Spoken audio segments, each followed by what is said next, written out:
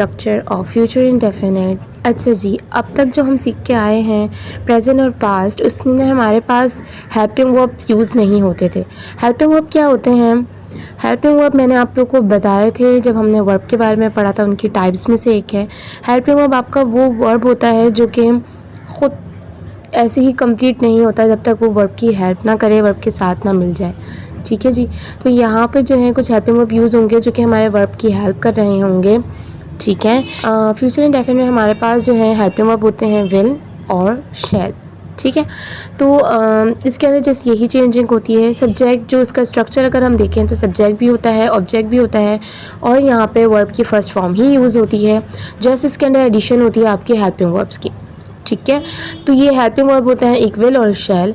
अच्छा जी, इसके अंदर कुछ एक्सेप्शंस है कि विल कौन से हमारे सब्जेक्ट के साथ यूज़ होता है और शैल हमारे कौन से सब्जेक्ट के साथ यूज़ होता है, तो वो देखते हैं। अच्छा जी, तो यहाँ पे मैंने आप लोगों को बताया है कि हम विल हेल्पिंग वर्ब जो है वो किसके साथ यूज़ करते हैं और शैल किसके साथ यूज़ करते हैं। तो जी, विल हम यूज़ करते हैं ही विल, शी विल, किसी का नाम हो उसके साथ विल, यू विल और दे विल। ठीक है जी, और शैल हम यूज़ करते हैं आई शैल और वी शैल। अच्छा जी, एक चीज़ मैं आप लोग को बताना चाहूँगी कि नाउ डेज़ जो है हम तमाम ये जो सब्जेक्ट हैं उनके साथ विल ही यूज़ कर देते हैं, बट आपको उनके एक्सेप्शन का पता होना बहुत ज़रूरी है कि आई और वी जो है के साथ शैल ही यूज़ होता है। आपको बहुत सारी जगहों पे अभी भी आई शैल और वी शैल ही लिखा हुआ नज़र आएगा, बट नाउअडेज़ हम सबके साथ ही जो है विल को एडजस्ट कर देते हैं। ठीक है, लेकिन आप लोग इस चीज़ का ख़ास ख्याल रखिएगा कि आप आई शैल और वी शैल यूज़ करें। ठीक है, ताकि आप लोगों को इसकी अच्छे से प्रैक्टिस हो, आपको याद रहे, और जब भी आपके सामने आए आप समझ जाएँ कि ये फ्यूचर इंडेफिनिट का हेल्पिंग वर्ब है। ठीक है, तो जी अब इसकी कुछ एग्जांपल्स लेते हैं। तो जी स्टूडेंट, यहाँ पे मैंने आप लोगों के पास जो है एग्जांपल्स क्रिएट करी हैं फ्यूचर इंडेफिनिट के रूल के हिसाब से।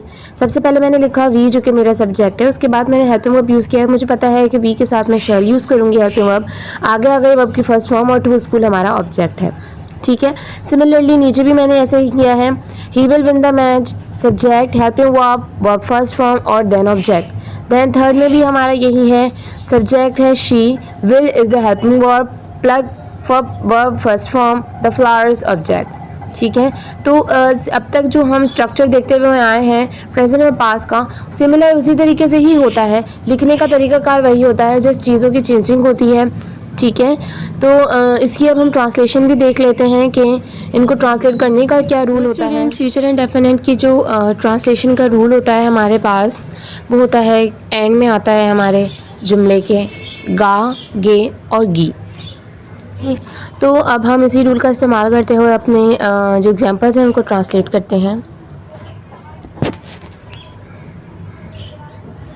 हमारा है sentence, we shall go to school. We मतलब हम, shall go to school, go मतलब हम, गो टू स्कूल हम स्कूल जाएं।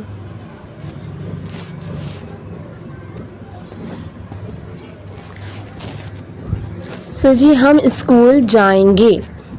गे जो है पहचान हो गई हमारी फ्यूचर इंडेफिनिट की। वी मतलब हम,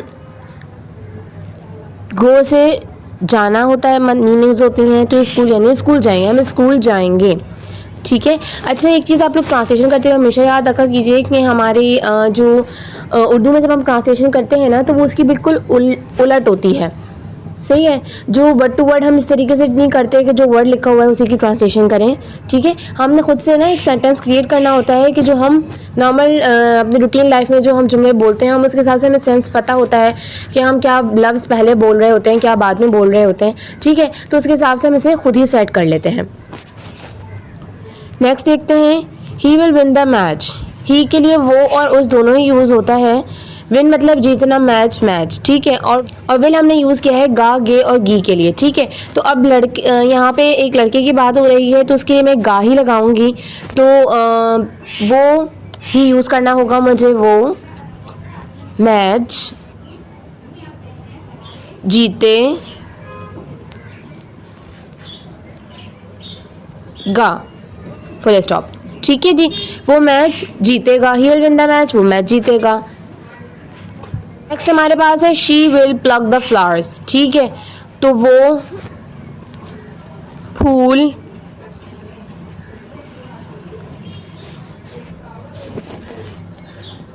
तोड़ेगी।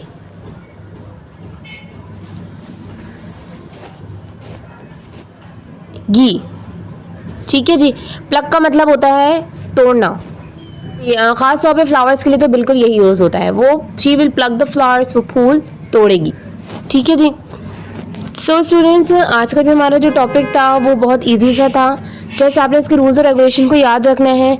आप लोगों की बेसिक्स यानी इंडेफिनिट क्लियर होगी अच्छी तरीके से, तो फिर आगे वाले जो टेंसेस हमारे होते हैं उनको समझने में आपको किसी किस्म की भी कोई प्रॉब्लम नहीं आएगी। बिकॉज देखिए, ये एक आपका बेस है, बुनियाद है। ठीक है जी। इसको आपका पक्का होना बहुत ज़रूरी है। आप लोग यहाँ से सीख के नेक्स्ट लेवल तक चले जाते हैं, लेकिन आपको बाद में इसी के रूल्स जो हैं वो भूलने लगते हैं। तो जब ये चीज़ भूल जाते हैं आप, सबसे मेन चीज़ यही होती है, तो उसके बाद आगे वाली चीज़ें याद रखना थोड़ा डिफ़िकल्ट हो जाता है। तो आप लोगों ने इसको अच्छी तरीके से देखना है, अच्छे तरीके से इसको प्रैक्टिस में रखना है। ठीक है। सो आई होप कि आज की क्लास आप लोगों को अच्छी तरीके से समझ में आई होगी। इंशाअल्लाह ताला we will meet in our next class. Till then, अल्लाह हाफिज़, फ़ी अमानिल्लाह।